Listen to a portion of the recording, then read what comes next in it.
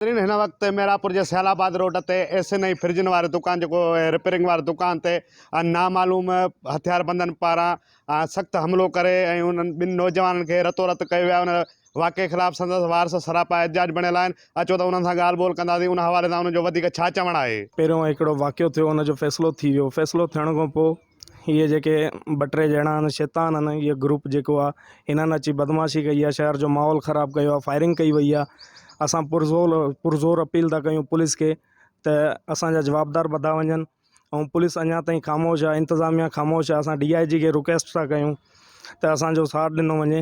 इहो बिल्कुलु शहर जो माहौल ख़राबु करण में हिननि जो किरदारु आहे। ये फैसले की कापी है जंहिंमें ॿी धुर खे 14,000 दंड असां भरे ॾिनोसीं। हुन जे बावजूदि उहे अची अॼु प्लान करे विया आहिनि 10-12 माण्हुनि सां गॾु अची लठुनि सां छोकिरनि खे शुरू थिया आहिनि ऐं हवाई फायरिंग कई अथसि। हुन खां पोइ जेको आहे SHO साहब असांजी कोन थो ॿुधे। DIG साहब खे असांजी अपील आहे त असांजे केस जी ते ध्यानु ॾिनो वञे ऐं असांखे इंसाफ़ ॾिनो वञे। असांजे छोकिरनि खे ॾाढा धकाया विया आहिनि। फ़ैसिलो कयोसीं, फ़ैसिले में असां हिमायूं शाह ऐं अली शेर गांगरो साहब वेठा, सभिनि फ़ैसिलो गॾिजी कयो।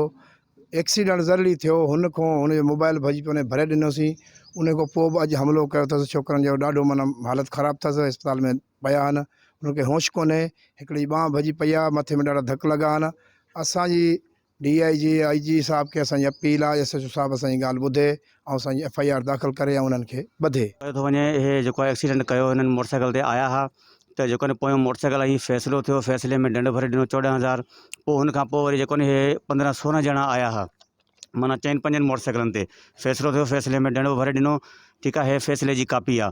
हुन खां पोइ हिननि हवाई फायरिंग बि कई आहे ऐं हुननि जा जेका ॿाहिरनि जा जी नाज़रीन, तव्हां एहतिजाज कंदड़नि जा वीचार ॿुधा। हुननि जो सिंध सरकार, IG Sindh, DIG Nawab Shah, SSP Naushahro Firoz खां परज़ोर अपील कई आहे त हमले वारनि खे फौरी तौर गिरफ़्तार करे असां सां इंसाफ़ कयो वञे। कैमरामैन तंज़ील मेमण सां गॾु नौमान मेमण, सिंध TV न्यूज़, मेरापुर।